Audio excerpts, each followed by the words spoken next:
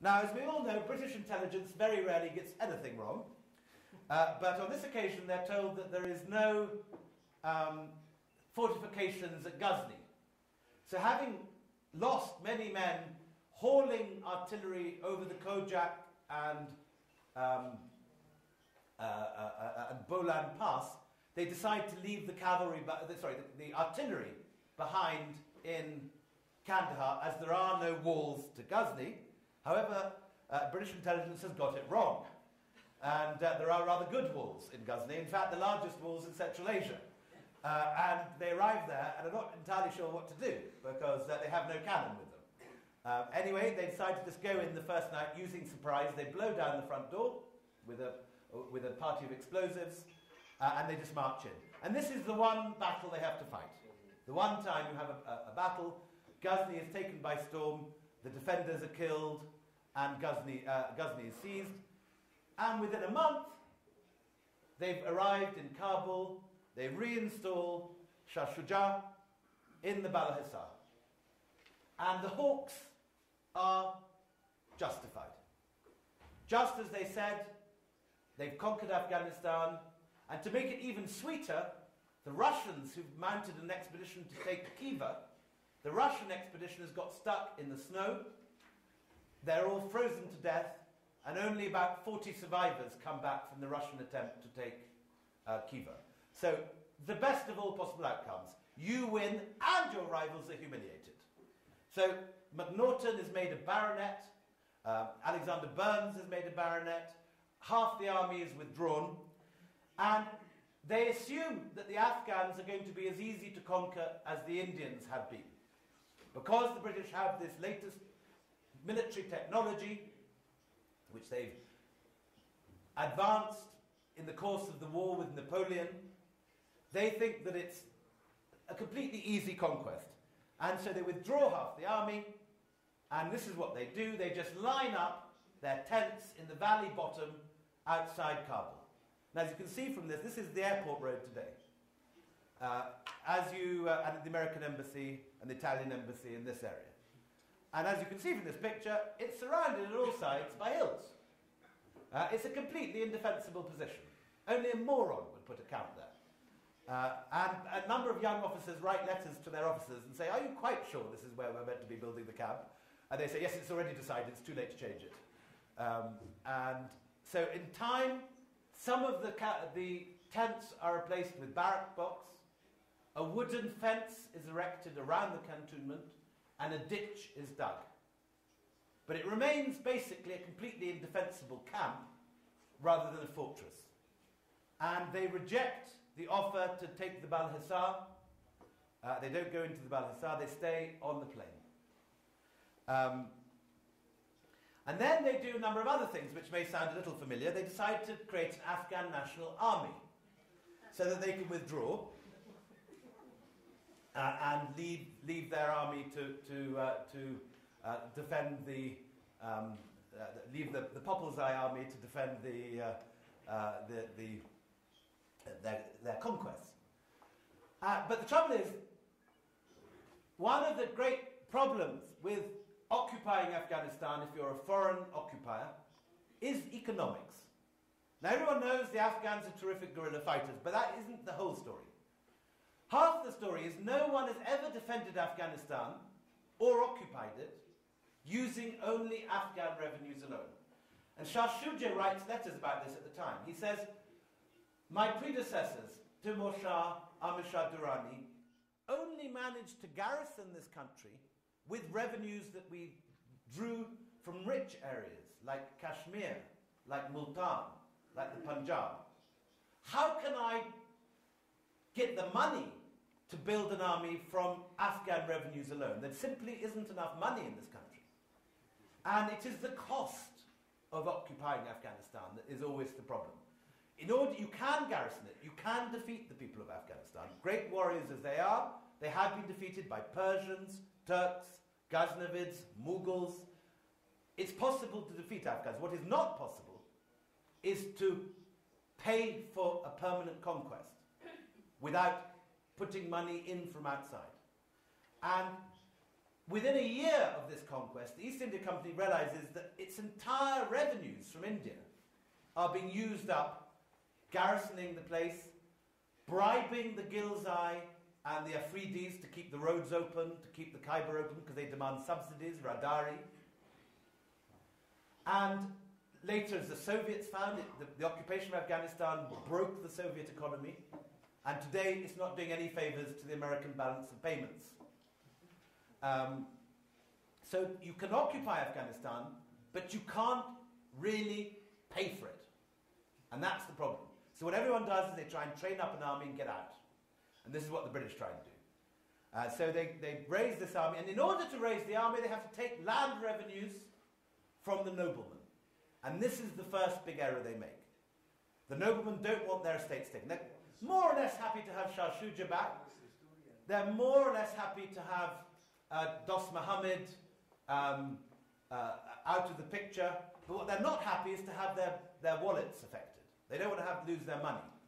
And so when the British start taking away land and estates from the old nobility, the nobility begin to grumble and begin to talk about getting rid of the British.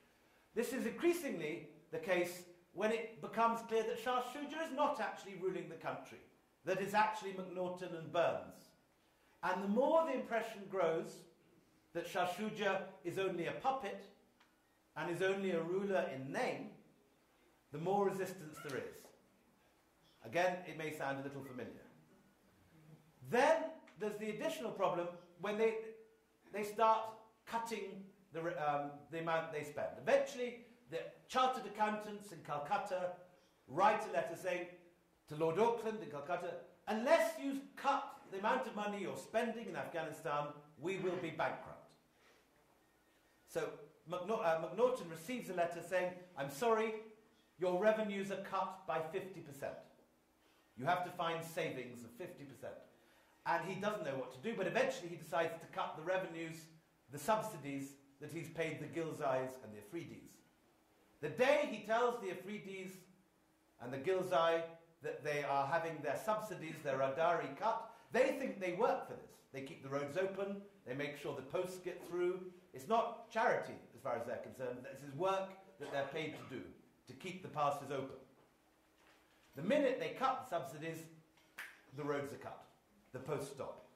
Kabul, Jalalabad, and Kandahar are cut off from each other, and and the Ghilzais make it clear that unless the revenues are restored, no post, no troops, nothing will cross through either the Kurd Kabul or the Khyber Pass.